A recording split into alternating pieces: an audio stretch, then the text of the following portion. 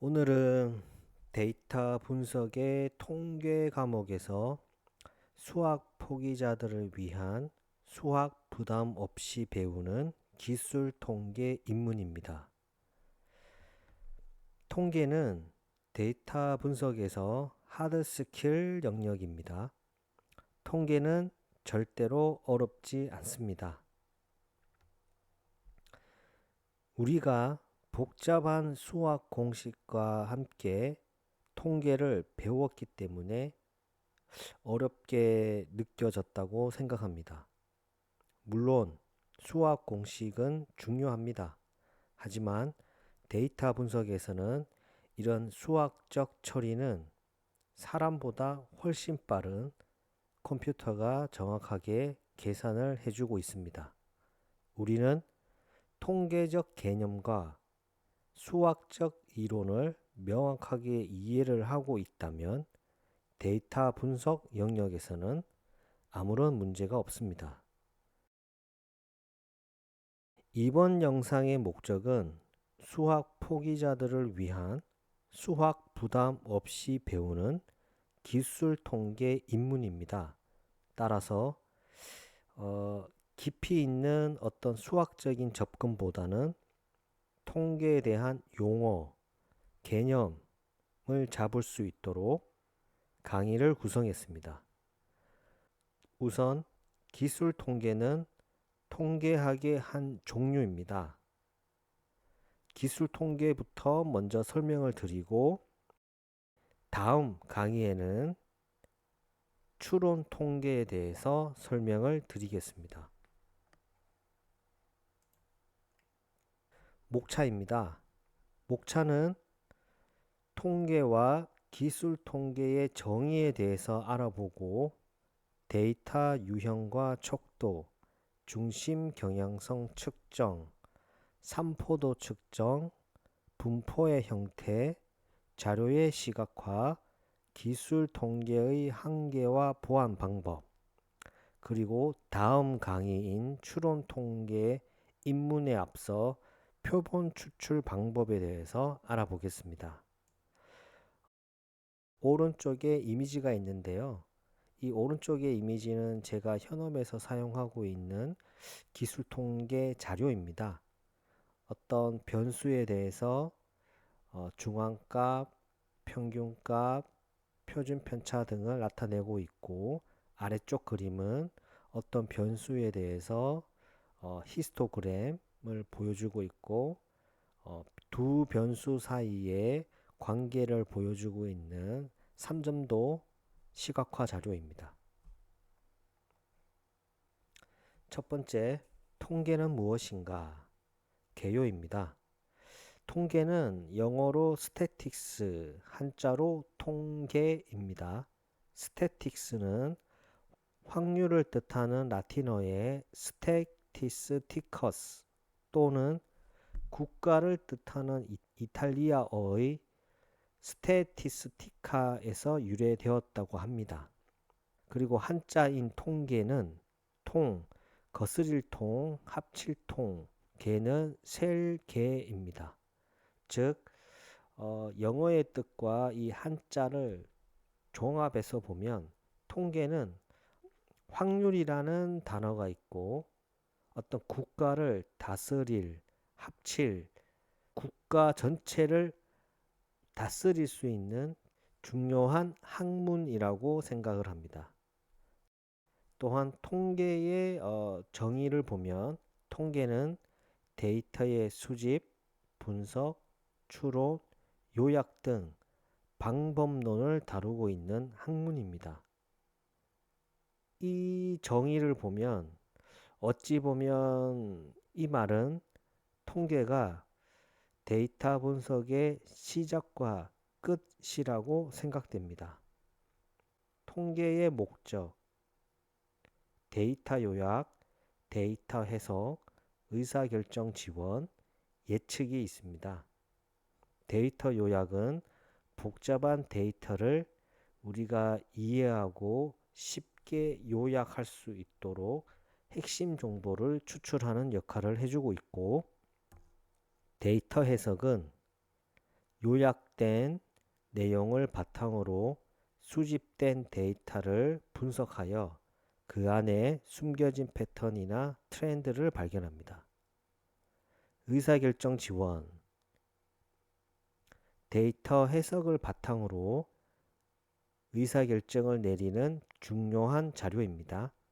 예측, 이런 과거 데이터와 데이터 해석을 기반으로 미래의 사건이나 결과를 예측하는 데 중요한 자료입니다. 통계는 두 가지 종류가 있습니다. 첫째는 기술 통계, Descriptive Statistics라고 하고, 나머지 하나는 추론 통계, Inferential Statistics라고 합니다. 기술 통계는 데이터를 요약하고 정리하고 그 결과를 이해하기 쉽게 시각화를 하는 과정입니다. 추론 통계는 표본 데이터로부터 모집단에 대한 결론을 도출하는 과정입니다. 용어입니다. 우선은 아래 6가지 용어는 기본적으로 우리가 모두 개념화가 돼 있어야 됩니다. 모집단은 population, 통계학에서 관심 또는 조사의 대상이 되는 전체 집단입니다. 모집단은 전체 집단입니다. 그래서 이 모집단, 이 전체 집단을 대상으로 조사를 하는 것을 우리는 전수조사라고 합니다. 빅데이터 분석의 영향으로 그전에는 표본 조사를 했다고 하면 지금은 전수조사를 하고 있습니다. 모수, 우리는 이것을 파라메타라고 하고 모집단에 대한 통계적 속성을 나타내는 수치입니다. 즉 모집단의 어떤 평균, 분산, 표준 편차, 분포 이와 같은 속성을 통계적인 속성을 나타내는 수치입니다. 표본, 샘플이라고 하고 모집단을 전부 다 측정하기가 어렵기 때문에 대표성을 띠고 있는 모집단을 적절히 대표하는 모집단의 일부입니다. 표본 조사는 표본을 대상으로 조사를 하는 것을 말합니다. 통계량, 스태티스틱, 모집단에서 대표하는 모집단의 일부를 표본이라고 하고 그 표본에 대한 통계적 속성을, 즉 표본의 평균, 분산, 표준 편차, 분포를 나타내는 것을 우리는 통계량이라고 합니다. 아래쪽 그림에서 보면 모집단이 있습니다. 그 모집단의 속성을 나타내는 것이 모수이고 그 모집단의 대표성을 대표성을 가지고 있는 일부를 선택하는 것을 표본 추출이라고 합니다. 이렇게 표본이 추출된 것은 하나의 표본 집단이 생길 것이고 그 표본 안에 특성을 나타내는 것을 우리는 표본 통계량이라고 합니다.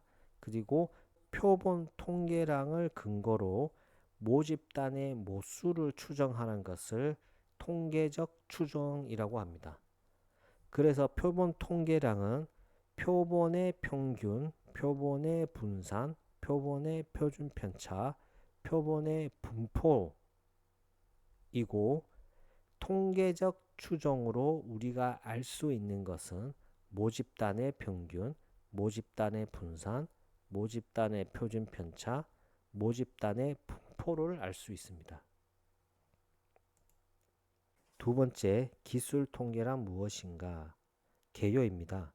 기술 통계, Descriptive Statistics, 기술 통계는 표본이나 모집단에 대해 수집된 데이터로부터 특성을 요약을 하고 설명하는 것입니다. 기술 통계는 표본뿐만 아니라 모집단에서도 수행을 합니다. 우리가 잘못 이해할 수 있는 것은 기술 통계는 표본에 대한 특성을 요약하고 설명하는 것이라고 인지할 수 있는데 그것이 아닙니다. 기술 통계는 표본뿐만 아니라 모집단에서도 데이터의 특성을 요약하고 설명하는 것입니다. 기술 통계는 연구 목적에 맞게 수치나 도표 등으로 기술하는 것으로 아래와 같은 기능을 수행을 해야 됩니다. 중심 경향성을 측정하고 산포도를 측정하고 분포의 형태를 파악을 하고 알기 쉽게 설명하기 위해서 시각화를 해야 됩니다. 우리는 이번 강의에서 이런 기술 통계의 방법을 학습할 예정입니다. 기술 통계의 중요성, 데이터를 이해하고 해석하는 첫 번째 단계가 바로 기술 통계 과정이고 데이터 분석에서 우리는 탐색적 데이터 분석, 즉 EDA라고 합니다. 이 기술 통계는 빅데이터 분석 기사 시험에도 출제가 됩니다. 필기 시험에서는 제2과목의 데이터 탐색에서 통계 기법의 이해, 기술 통계 항목입니다.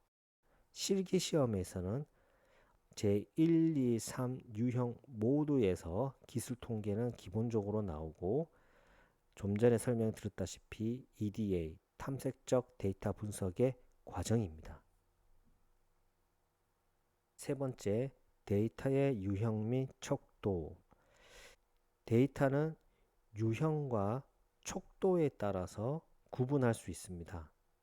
유형은 범주형 데이터와 수치형 데이터가 있습니다.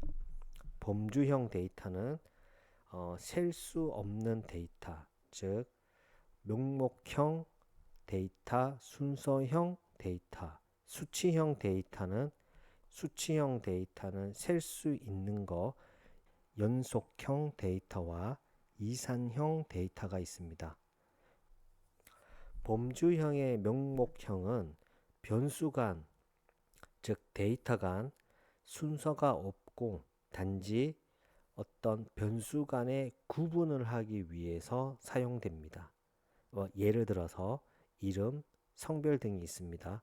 순서형은 변수 간의 순서가 의미가 있습니다. 하지만 변수 간의 간격은 일정하지가 않습니다. 예를 들어서 만족도, 학점이 있습니다. 학점은 A, B, C, D가 있으면 선생님이 A 학점의 범위를 인위적으로 그 범위를 선택을 할 수가 있습니다. 예를 들어서 A 학점은 100에서 90점, B 학점은 80에서 60점, 이렇게 간격이 일정하지가 않습니다. 수치형 데이터는 연속형이 있고 이산형이 있는데 연속형은 실수의 값이고 무한한 값입니다. 즉 연속형은 실수의 값이다. 이산형은 정수의 값이다. 그리고 이산형은 셀 수가 있다. 연속형은 실수의 값이기 때문에 몸무게 72.5, 온도 23.8도 이와 같이 실수의 값이고 이산형은 예를 들어서 학생 수 1명, 2명, 3명, 사과 개수 1개, 2개, 3개 이와 같은 것이 이산형입니다.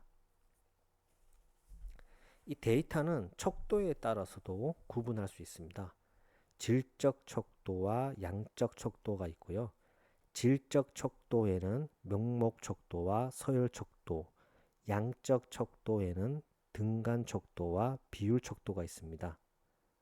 질적 척도의 명목 척도는 명목형 데이터, 명목형 변수와 동일한 개념입니다.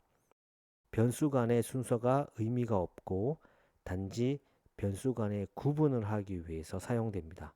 성별 등이 있습니다. 근데 이 성별 등을 남녀 이렇게 표현하지 않고 수치적으로 남녀라고 표현해도 되지만 실제 분석 과정에서는 수치화를 합니다. 예를 들어서 남자는 1, 여자는 2 이렇게 표현하는 것입니다. 서열 척도는 변수 간의 순서가 의미가 있고 변수 간의 비교 우위를 결정할 때 사용됩니다. 예를 들어서 학점이 있습니다. A, B, C, D 순서 간의 의미가 있고 A가 B보다는 좋은 것이다. 이와 같이 비교 우위를 결정할 때 사용됩니다. 등간 척도. 등간 척도는 양적 척도입니다. 속성의 차이를 균일한 간격으로 나누어 측정하는 척도입니다. 일반적으로 우리가 설문지에서는 만족도, 매우 만족, 만족, 보통 일정한 간격으로 이 만족도가 바로 등간 척도입니다. 그래서 이 만족도는 순서형, 범주형에서 순서형 데이터 혹은 변수이지만 이 척도에서는 양적 척도인 등간 척도입니다. 비율 척도. 비율 척도는 등간 척도와 비슷한 개념인데 절대적인 0이 존재합니다. 즉 키, 몸무게, 온도, 학생 수. 즉 비율 척도는 수치형 데이터 혹은 수치형 변수에서 이산형과 연속형입니다. 네 번째, 중심 경향성 측정입니다. 개요입니다. 중심 경향성, Central Tendency, 중심 경향성 측정은 데이터의 중심값을 찾는 방법입니다. 데이터가 어떤 구간에서 집중되어 있는지를 우리는 이해할 수 있습니다.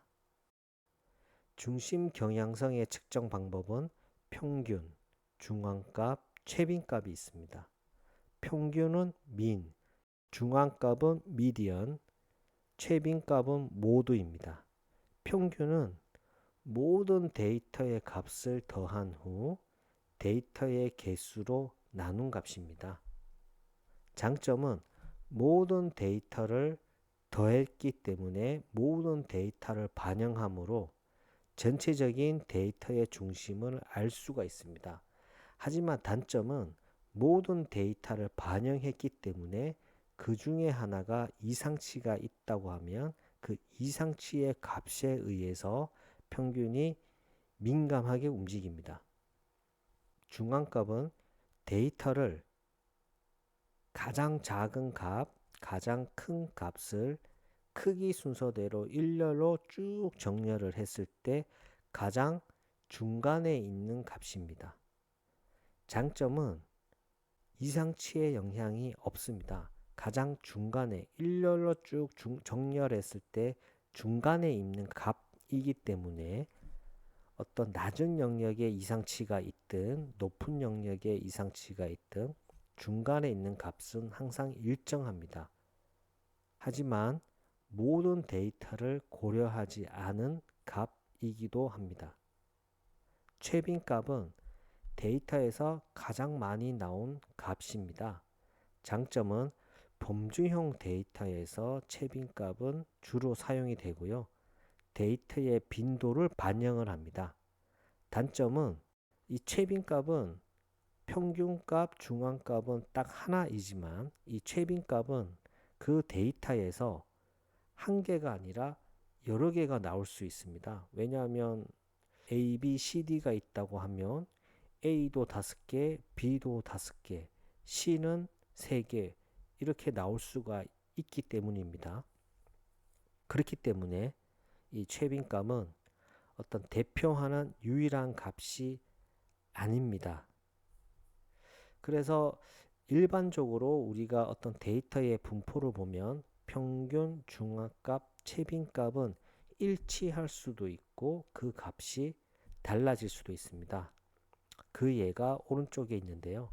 오른쪽에서 보면 오른쪽 꼬리 분포, 대칭 분포, 왼쪽 꼬리 분포가 있습니다. 오른쪽 꼬리 분포는 최빈값이 가장 작은 값이고 그 다음은 중앙값, 평균이 가장 높은 값입니다. 왜냐하면 오른쪽 꼬리 분포는 주로 낮은 값에서 많은 점유율이 있고, 데이터가 큰 이 오른쪽 영역에서는 적은 값이 있지만 적은 쪽과 많은 쪽의 갭이 엄청 큰 거죠. 대칭 분포는 평균값, 중앙값, 최빈값이 일치하는 분포입니다. 왼쪽 꼬리 분포는 오른쪽 꼬리 분포와 반대로 평균이 가장 낮고 중앙값, 최빈값이 가장 높습니다. 벌써 이번 강의의 반이 지났습니다. 구독과 좋아요 눌러주시고 잠깐 쉬었다가 다시 이 영상을 보면 좋겠습니다. 다섯 번째, 산포도 측정입니다. 개요입니다. 이 산포도는 중요한 개념입니다. 특히 다음 장에서 제가 설명드릴 분포와 산포도는 개념이 다르고 많은 사람들이 그 산포도와 분포의 개념을 혼돈하고 있습니다. 그래서 중요한 개념입니다. 산포도는 베리어빌리티이고 산포도 측정은 데이터가 얼마나 퍼져 있는지를 나타내는 값입니다. 데이터의 분포, 일관성 및 병동성을 우리는 이해할 수 있습니다. 보통 산포도를 측정하는 방법은 네 가지가 있습니다. 범위, 사분위수, 분산, 그리고 표준 편차. 범위는 레인지라고 하고, 범위는 전체 데이터에서 가장 큰 값과 작은 값의 차이입니다. 이 범위의 장점은 계산하기가 간단합니다. 가장 큰 값 빼기 가장 작은 값을 하면 되고, 그러면 범위가 나오고, 즉 데이터가 얼마나 퍼져 있는지 우리가 알 수가 있고 기본적인 산포도를 이해할 수 있습니다. 단점은 이상치에 민감합니다. 예를 들어서 98%가 10이라고 하는 범위가 있는데 가장 큰 값과 가장 작은 값이 엄청나게 멀리 떨어져 있다고 하면 그 범위가 실제로 98%는 범위가 10인데 계산상으로는 100, 200이 나올 수 있습니다. 이와 같이 이상치에 민감합니다. 사분위수, IQR이라고 하고 인터쿼타일 레인지라고 합니다. 즉 사분위수는 데이터를 가장 작은 값에서 가장 큰 값, 일렬로 쭉 정렬을 했을 때 Q3, 즉 하위 75%, Q1, 하위 25%, Q3 빼기 Q1으로 데이터 중간 50%의 범위입니다. Q3가 하위 75%이고 Q1이 하위 25%죠.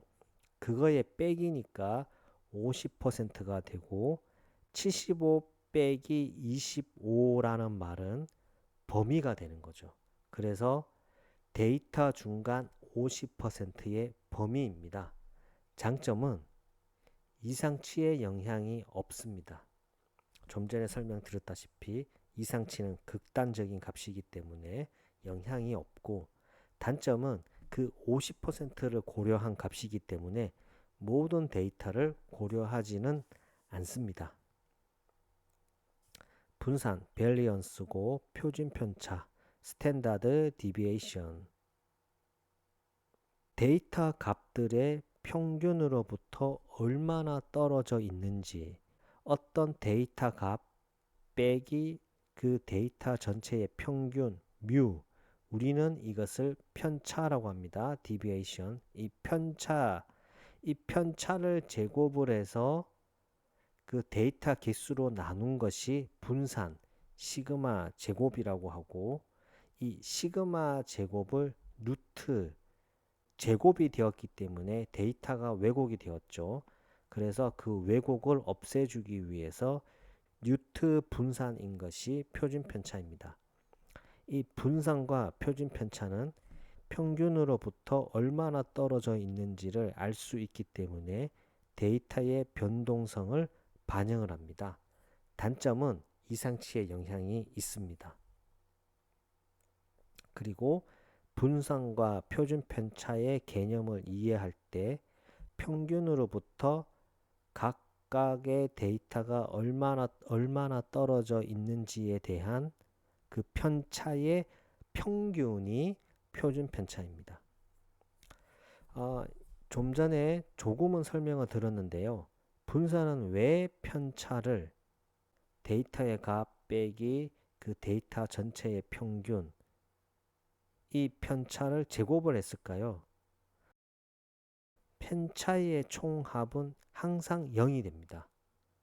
그러면 우리가 이 편차를 전부 다 합하면 항상 0이 되기 때문에 의미가 없죠. 그래서 이 마이너스의 값을 양수로 만들어주기 위해서 우리가 제곱을 했습니다. 그 결과 직관적이지 않고 제곱이 되었기 때문에 데이터가 왜곡이 생긴 거죠. 그래서 이러한 문제점을 해결하기 위해서 표준 편차, 즉 루트를 씌워서 제곱을 상쇄해주는 왜곡을 없애주는 이런 표준 편차 개념이 생겼습니다. 이 삼포도와 뒷장에서 이 설명드릴 이 분포는 다른 개념입니다. 저 역시도 처음에는 이 삼포도와 분포의 개념을 동일한 개념인데 어떤 표현 방법이 다른 줄 알았고 다른 것 같기도 하면서도 같은 것 같았고 누가 제대로 설명해 주지도 않았던 기억이 있습니다. 그래서 제가 지금 다시 좀 더 자세히 설명을 드리면 삼포도와 분포는 다른 개념입니다. 그리고 저와 같이 많은 사람들이 혼돈을 많이 하고 있습니다. 삼포도, 벨리어 빌러티는 얼마나 퍼져 있는가 이게 중요합니다. 수치로 표현되는 값입니다. 그래서 범위, 표준 편차 등이 있고 분포, shape of a distribution 이 분포, distribution 이 분포라고 하는 것은 형태를 의미합니다. 그래서 삼포가 수치로 표현된다고 하면 이 분포는 그래프로 표현이 되고 이 그래프 형태이기 때문에 대칭이냐 비대칭이냐 이와 같은 것을 파악을 해야 되고 우리는 외도와 첨도를 확인해야 됩니다. 여섯 번째, 분포의 형태입니다. 제가 분포는 삼포도랑 다른 거라고 했죠. 그리고 분포는 어떤 그래프, 어떤 형태를 나타내 주는 것입니다. 그래서 분포의 형태, shape of a distribution, 이 분포의 형태는 데이터가 어떻게 퍼져 있는지를 나타내는 그래프 형태입니다. 그래서 분포는 대칭 분포와 비대칭 분포가 있습니다. 대칭 분포는 symmetric distribution이고 그리고 비대칭 분포는 asymmetric distribution입니다. 비대칭 분포, 대칭이냐 비대칭이냐 우리가 알 수 있는 방법은 외도와 첨도가 필요합니다. 외도는 스큐니스, 꼬리가 어느 방향으로 길게 늘어져 있는지를 나타내는 값입니다. 그리고 첨도는 커토시스, 분포의 꼬리와 중심부가 얼마나 뾰족한지 평평한지를 나타내주는 지표입니다. 그래서 스큐니스, 외도가 0보다 크다면 외도가 양수라고 하면 오른쪽 꼬리 분포를 나타내 줍니다. 아래쪽 그림을 봐주시면 오른쪽 꼬리 분포이기 때문에 오른쪽으로 꼬리가 길게 늘어나 있고 외도가 0이라고 하면 혹은 0의 근처라고 하면 거의 대칭 분포이고 외도가 0보다 작다, 즉 외도 값이 음수라고 하면 왼쪽 꼬리 분포입니다. 우리가 좀 전에 중심 경향성에서 미리 설명을 들었지만 오른쪽 꼬리 분포는 최빈값이 가장 작고 그 다음에 중앙값, 평균값 순으로 값이 큽니다. 그리고 왼쪽 꼬리 분포는 평균이 가장 작고 중앙값, 최빈값이 가장 큽니다. 첨도는 첨도가 0보다 작다라고 하면 첨도가 0일 때, 즉 정규 분포의 뾰족한 정도보다 낮아지고 전체적인 이 꼬리가 옆으로 퍼져서 평평해집니다. 첨도가 0보다 크다면 정규 분포보다 중앙부가 뾰족해지고 이 좌우 꼬리가 좁아집니다. 이런 대칭 분포와 비대칭 분포는 자연현상에서 자주 우리가 확인할 수 있습니다. 일반적으로 이 대칭 분포, 외도가 0에 근사하고 첨도가 이 0에 근사한 분포는 물리적인 어떤 분포입니다. 예를 들어서 키, IQ 점수와 같이 자연현상에서 나타납니다. 그래서 키를 보면 대한민국의 평균 키 173, 174 정도에 가장 많이 분포가 몰려 있고 점점 옆으로 갈수록 작아지는 형태입니다. IQ도 동일하고요. 비대칭 분포는 주로 오른쪽 꼬리 분포는 돈과 관련된 형태입니다. 뭐 소득이라든지 어떤 연봉이라든지 주택 가격이라든지 이와 같이 돈과 관련된 거고 왼쪽 꼬리 분포는 주로 어떤 연령별 사망 분포와 같은 형태가 왼쪽 꼬리 분포입니다. 일곱 번째, 자료의 시각화입니다. 개요입니다. 자료의 시각화, 데이터 비주얼리제이션이라고 하고 자료의 시각화는 데이터를 말 그대로 시각화, 그래프와 차트와 같은 시각적인 형식으로 표현하는 것으로 쉽게 이해할 수 있도록 도와줍니다. 시각화는 크게 6가지가 있는데요.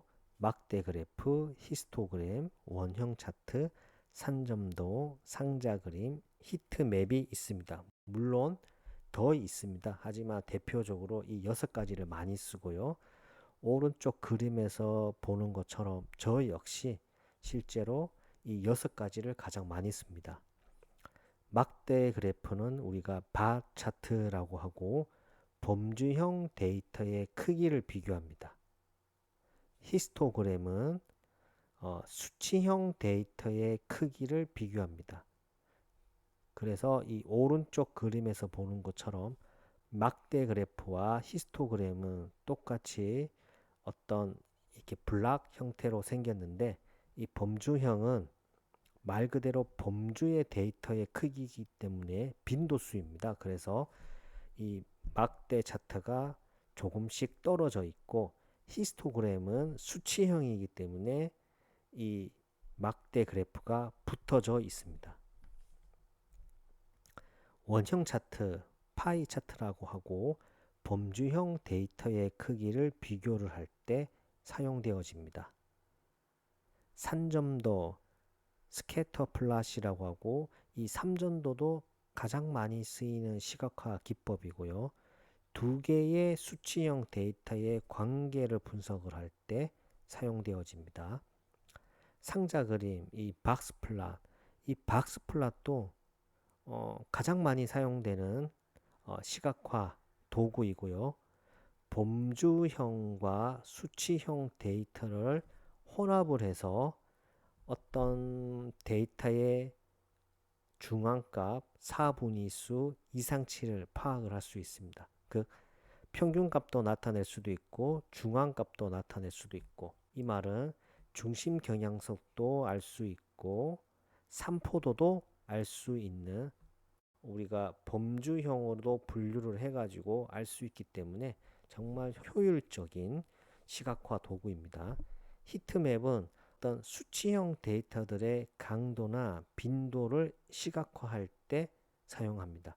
저는 주로 어떤 변수들 사이에 성형 관계를 나타낼 때 뭐 얼마 이상은 빨갛게, 얼마 이하는 파랗게 이와 같이 히트맵을 주로 사용합니다. 그래서 막대 그래프와 원형 차트는 범주형에 쓰이고 산점도와 히스토그램은 수치형에 쓰인다. 그리고 상자 그림은 범주형, 수치형을 함께 혼합해서 쓸 수 있다. 이게 중요합니다. 여덟 번째, 기술 통계의 한계와 보완 방법. 한계점, 이 기술 통계는 한계가 있습니다. 그렇기 때문에 우리가 다음 장에 배울 추론 통계가 있는 거고요. 기술 통계의 한계점은, 기술 통계는 데이터의 패턴을 설명할 수는 있지만 원인이나 결과, 즉 이 인과관계를 파악할 수는 없습니다. 추가적인 분석이 필요합니다. 기술 통계로 파악할 수 없는 부분은 추론 통계나 다른 방법을 사용해서 보완해야 됩니다. 여기서 다른 방법이란 상관관계 분석, 다별량 분석, 시계열 분석, 비모수적 방법이 있습니다. 이런 다른 방법은 향후 제가 강의를 할 예정입니다. 올바른 데이터 해석을 위한 팁, 기술 통계가 이런 한계점이 있기 때문에 항상 우리가 데이터 분석을 하기 위해서는 기술 통계를 먼저 한번 해보고 전체적인 패턴을 확인을 하고 여러 가지 다양한 방법, 상관관계, 추론 통계, 다별량 분석, 비모수적인 방법 등 이와 같은 방법들을 사용해서 우리가 데이터 분석을 해야 됩니다. 예. 아홉 번째, 표본 추출 방법입니다. 이 아홉 번째는 다음 강의가 추론 통계 입문인데요. 추론 통계가 내용이 조금 기술 통계보다는 내용이 조금 더 많습니다. 왜냐하면 이 확률 개념도 들어가야 되고 여러 가지 어떤 기본적인 이론이 더 있거든요. 그래서 표본 추출 방법에 대해서 먼저 한번 우리가 알아보겠습니다. 표본 추출 방법 개요입니다. 표본 추출, 우리가 전수조사가 비효율적이죠. 왜냐하면 이 모집단 이 전체를 조사를 하려면 예를 들어서 설문조사를 한다고 하면 이 전체에 대한 어떤 우리가 인터넷상에서 쉽게 구할 수 있는 자료가 있다라고 하면 전혀 문제가 안 되는데 설문조사와 같이 이런 비용이 들고 시간이 드는 것들은 전수조사가 비효율적입니다. 그래서 우리가 표본조사를 진행을 합니다. 그래서 우리가 선거철이 되면 자주 전화가 오죠. 그때 전화가 왔을 때 여러분이 그 모집단의 대표성을 띠고 있는 표본이라는 증명입니다. 이런 표본 조사는 해당 표본이 전체 대상의 특성을 대표할 수 있는지가 가장 중요합니다. 예를 들어서 표본 조사를 하는데 이 모집단의 대표를 하지 않는 그 표본을 조사를 한다고 하면 우리가 나중에 이 모집단을 추론을 할 때 일관성이 없어지겠죠. 그래서 이 해당 표본이 전체를 대표하는지 안 하는지가 가장 중요하고 대표성이 부족하다면 모집단의 일반화가 어렵습니다. 그렇기 때문에 표본 추출 설계가 복잡한 경우 오히려 비효율적인 조사가 될 수도 있습니다. 표본 추출 방법은 크게 두 가지가 있습니다. 확률 표본 추출과 비확률 표본 추출이 있습니다. 주로 우리는 확률 표본 추출을 해야 됩니다. 먼저 비확률 표본 추출을 하게 된다고 하면 어떤 문제가 있는지 알아보겠습니다. 비확률 표본 추출은 표본의 선택 확률이 동일하지 않다는 얘기입니다. 표본의 확률 선택을 비동일하게 한다는 얘기입니다. 즉, 이 말은 그 표본이 모집단의 대표성을 띠고 있지 않게 되는 경우죠. 어떤 방법이 있냐고 하면 편의 표본 추출. 표본을 모집단의 특성을 파악하는 연구자가 본인이 접근하기 쉬운 표본들로 선택하는 경우입니다. 판단 표본 추출은 그 연구자가 본인의 판단에 의해서 이 사람들이 대표를 하겠어 라고 해서 표본을 선택하는 방법이고요. 눈덩이 표본 추출은 초기 그 표본을 통해서 또 새로운 표본을 확장해 나가는 추출 방법입니다. 우리는 이와 같이 비확률 표본 추출을 하면 안 됩니다. 확률 표본 추출. 확률 표본 추출을 우리는 probability sampling이라고 합니다. 확률 표본 추출은 표본의 선택 확률을 동일하게 합니다. 그래서 이 표본이 모집단의 대표성을 가지도록 하고 그렇기 때문에 일반화가 가능합니다. 확률 표본 추출은 네 가지가 있습니다. 단순 무작위 표본 추출, 층화 표본 추출, 군집 표본 추출, 계통 표본 추출.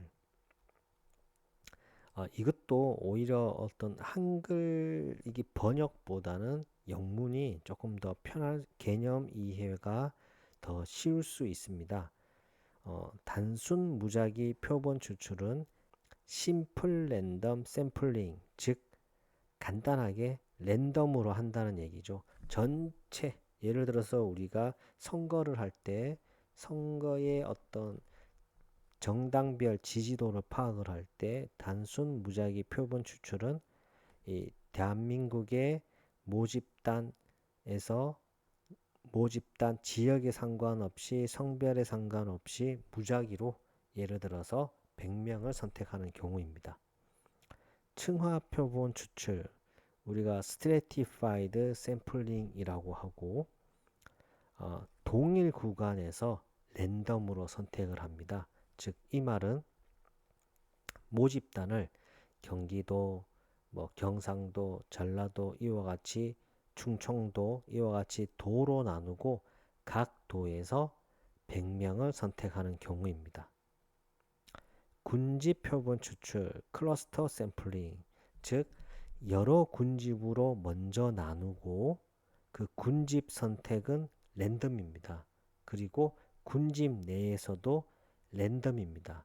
즉 대한민국을 여러 가지 도로 나누고 거기서 랜덤으로 경기도가 선택이 된다고 하면 그 경기도에서 랜덤으로 남녀 무작위 100명을 선택을 합니다. 즉 층화 추출, stratified sampling은 도로 나누었고 각 도에서 도를 선택을 할 때 랜덤이 아니라 각 도에서 100명을 선택하는 거고 클러스터 샘플링은 그 도 선택마저도 랜덤이고 도 안에서도 랜덤으로 한다는 얘기입니다. 계통 표본 추출, 시스템매틱 샘플링이라고 하고 순서를 부여 후에 표본을 추출합니다.